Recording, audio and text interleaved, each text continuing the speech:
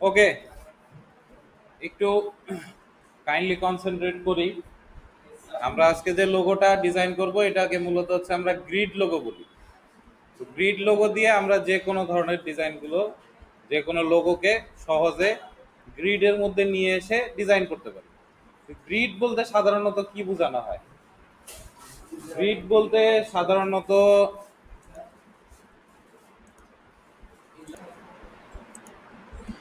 ওকে, কোথায় ছিলাম? Grid logo. Grid logo হচ্ছে বেসিক্যালি কি জিনিস সেটা আমাদেরকে একটু বুঝতে হবে। গ্রিড লোগো হচ্ছে সাধারণত বিভিন্ন জিওমেট্রিক শেপ, বিভিন্ন লাইন, এই জিনিসগুলোকে ইউজ করে লোগো ডিজাইন করা। যেমন আমি যদি আপনাদেরকে একটা করে দেখাই, করে দেখানোর আগে যেমন ওই যে আপনাদেরকে একটা বলছিলাম যে পরিমিতিতে আপনারা গ্রিড ইউজ করতেন, ঠিক আছে? ডট, একটা ডট কত নাম্বারে হবে, আবার আরেকটা ডট কত নাম্বারে হবে।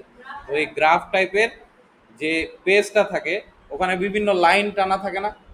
ওই লাইনগুলোই হচ্ছে মূলত আমরা গ্রিড বলি। তো ওই গ্রিডটাই হচ্ছে, গ্রিড দিয়েই যে কোনো লোগো যখন ডিজাইন করা হয় ওটাকে গ্রিড লোগো বলা হয়। যেমন আমরা যদি একটা 1080 পিক্সেলের একটা আর্টবোর্ড নেই ওয়েবের, অথবা রিসেন্ট থেকে নিয়ে নেই, আমাদের যেহেতু আছে, আমি এখানে 1080 পিক্সেল এনশিওর করলাম, 8 জিবি কালার মোড, 72 ppi, দেন দিলাম হচ্ছে ক্রিয়েট।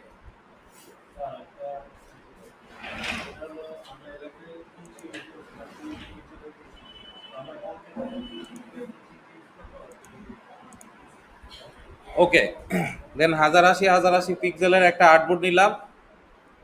আর্টবোর্ডের মধ্যে মূলত আমরা একটা যদি ব্যাকগ্রাউন্ড নেই 1080,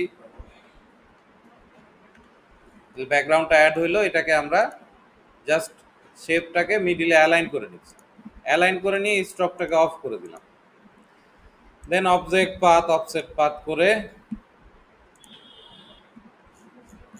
ভিতরে -30 নিচ্ছি। দেন ওকে দিলাম, কিবোর্ডে Ctrl+5 প্রেস করে গাইড করে নিলাম।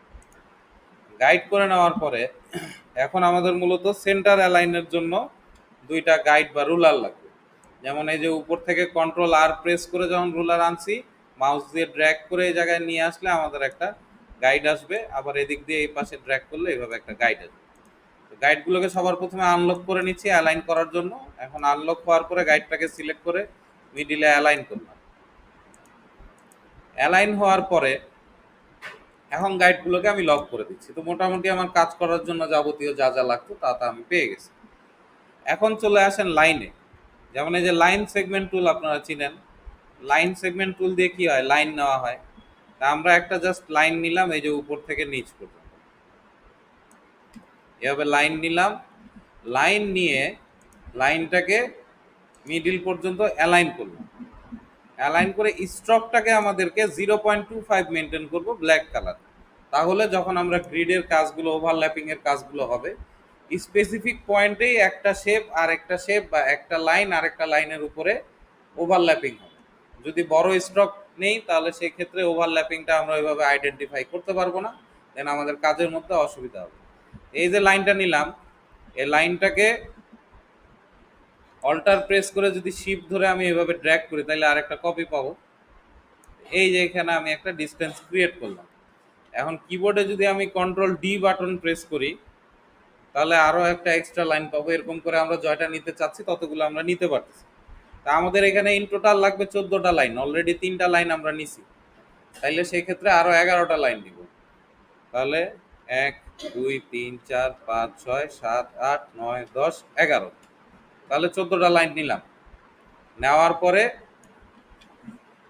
ব্যাকগ্রাউন্ডটা ইস্যু করতেছে, লক করে দিলাম। লাইনগুলোকে সিলেক্ট করে Ctrl+G দিয়ে গ্রুপ করে নিয়ে মিডিলে অ্যালাইন করব। এখন গ্রুপটা কেন করলাম এটা বলতে পারবেন? সবগুলো যাতে একসাথে থাকে, অ্যালাইন যেন করতে পারি। যদি গ্রুপ না করতে পারতাম, যদি গ্রুপ না করতাম তাহলে অ্যালাইন করলে প্রতিটা লাইন একটা লাইনের উপর দিয়ে এই যে মিডিল বরাবর এখানে অ্যালাইন হয়ে যাবে। তো সেই ক্ষেত্রে গ্রুপ করলাম। এখন গ্রুপ করে এই যে লাইনটা আছে এই লাইনটাকে Ctrl+C Ctrl+F করে আরেকটা লাইনের গ্রুপ নিলাম। ওই গ্রুপটাকে শিফট ধরে এই যে এইভাবে রোটেট করে নেব। তাহলে এই যে এরকম একটা লাইনের আমরা কি পাবো? গ্রিড পাবো। এখন এটাকে ধরে আনগ্রুপ করলাম, আবার এটাকে ধরেও আনগ্রুপ করে দিলাম। এখন প্রতিটা লাইন আলাদা আলাদা আছে। এখন আমাদেরকে মূলত যে কাজটা করতে হবে সেটা হলো দুইটা সার্কেল নিতে হবে। যেমন যেই লোগোটা এখন ডিজাইন করব সেই লোগোটার জন্য আমাদেরকে একটা সার্কেল নিতে হবে। সার্কেলটা এই যে সেন্টার থেকেও আমরা নিতে পারি, যেমন এই যে সেন্টার পয়েন্টে ধরে অল্টার শিফট ধরে আমরা জানি কিভাবে নিতে হয়। বাহিরের যে লাইনের ওভারল্যাপিং এর যে লাইনটা আছে এটাতে টাচ হইলে দেন আমি এটাকে ছেড়ে দিচ্ছি। এখন এখানেও 0.25 আছে, এই লাইনগুলো 0.25। আমি একটু জুম ইন করে দেখি সব ওভারল্যাপিং ঠিক আছে কিনা। মোটামুটি ঠিক আছে।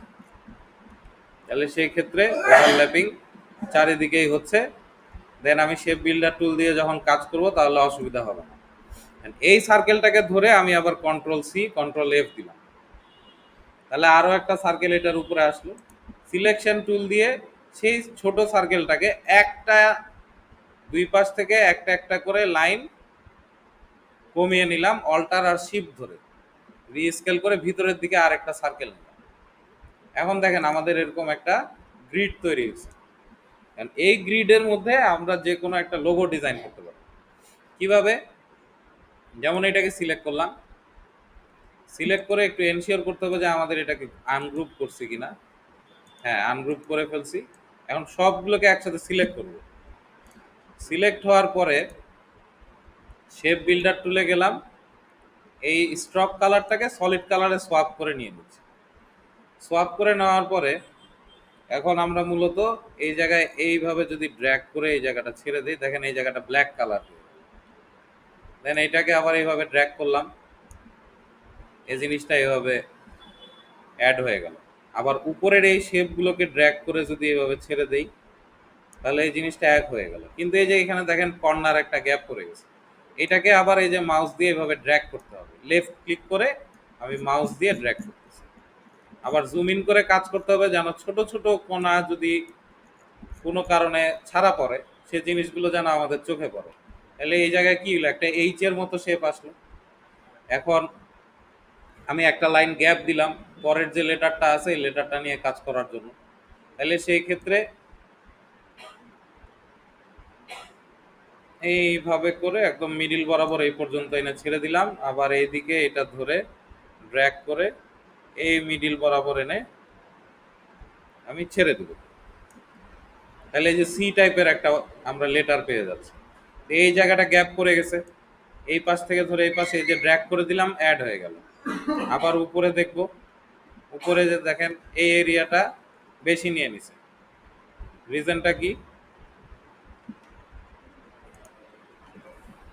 যখন আমরা এটাকে ড্র্যাগ করছি এই লাইনের উপরে টাচ হয়ে গেছিল, এই জন্য অল্টার প্রেস করে জাস্ট এটাতে ক্লিক করলাম, দেন আমার এটা ইরেজ হয়ে যাবে।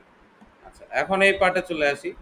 এখন আরেকটা লেটার যদি আমরা নেই, সাপোজ এম লেটার নিতে গেলে এম এর মতো একটা শেপ দিতে হবে। এম এর শেপ দেওয়ার জন্য আমি একটা লাইন গ্যাপ রাখলাম, এই একটা লাইন গ্যাপ রেখে উপর থেকে এই পর্যন্ত ড্র্যাগ করে সম্পূর্ণ একটা লাইনের মতো একটা শেপ নিয়ে নিচ্ছি।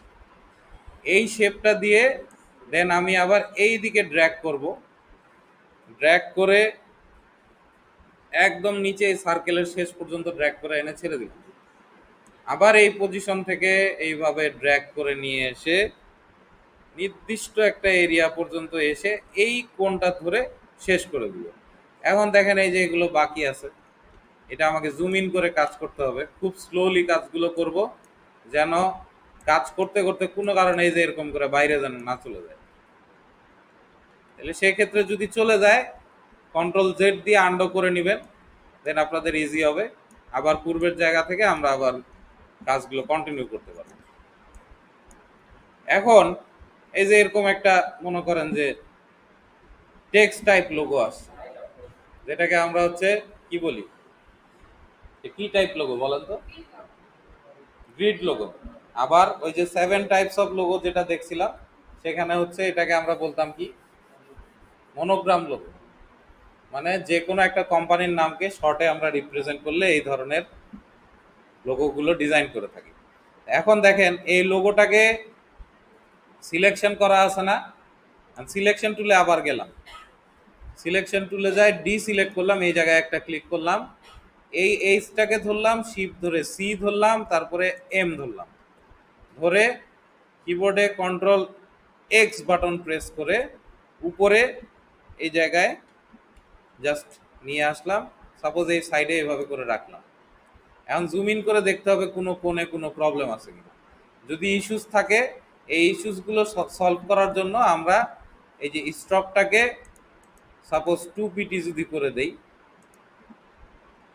2 পিটি করে দিয়ে তারপরে অবজেক্টে গেলাম, অবজেক্টে যাই এক্সপান্ড করলাম, এক্সপান্ড করে ওকে করলাম। এখন পাথফাইন্ডারে যায় যদি আমি ইউনাইট করি, এখন দেখবেন এই কোণগুলো মোটামুটি রিসলভ হয়ে গেছে। তারপরে এই যে এখানে একটা ইস্যুস থাকে, এই ধরনের ইস্যুসগুলোকে সলভ করার জন্য সবার প্রথমে সাপোজ এই যে এমটাকে সিলেক্ট করলাম, যেহেতু গ্রুপ করা আছে আনগ্রুপ করে নিচ্ছি। এমটাকে সিলেক্ট করে পেন টুলের মধ্যে দেখেন একটা ডিলিট অ্যাঙ্কর পয়েন্ট টুল আছে। ডিলিট অ্যাঙ্কর পয়েন্ট টুল দিয়ে জাস্ট এখানে একবার একটা ক্লিক করব। ক্লিক করার পরে দেখবেন আমাদের ওইটা ইরেজ হয়ে গেছে। আবার দেখাচ্ছি, ডিলিট অ্যাঙ্কর পয়েন্ট টুল দিয়ে এই কর্নারটার উপরে একটা ক্লিক করলাম, এখন দেখেন এটা সলভ হয়ে গেছে। ঠিক আছে, এখন আমরা নেক্সটে এটার মধ্যে যে কালার দিতে চাবো সেই কালারটা আমরা গ্রুপ করে নিয়েও দিতে পারবো। যেমন গ্রুপ করলাম কন্ট্রোল জি দিয়ে। এখানে যদি আবার এই ধরনের গ্রেডিয়েন্ট দেন, দেখেন প্রত্যেকটা আলাদা আলাদা আসতেছে। সেই ক্ষেত্রে আমরা এই অবজেক্টে যায় কম্পাউন্ড পাথ মেক, তাহলে এই যে একটা গ্রেডিয়েন্টই আমরা একটা লোগোর মধ্যে ইউজ করতে পারি। এখন এই লোগোটাতে সাপোজ যদি আমরা রেড অ্যান্ড ব্ল্যাক যদি ইউজ করি তাহলে একটু ভালো লাগবে। এই পাশ থেকে একটু সাপোজ ডার্ক সাইডটাকে একটু বাড়ায় দিলাম, দেন দেখতে এরকম লাগছে। ঠিক আছে, তাহলে এই ধরনের লোগোগুলো ডিজাইন করার জন্য সাধারণত এটা একটা অপশন। এইটা এখন আগে ট্রাই করবেন, তারপরে হচ্ছে নির্দিষ্ট লেটার অনুযায়ী আমরা আবার ট্রাই করব। এই ভিডিওটা এখানে স্টপ করে দিচ্ছি।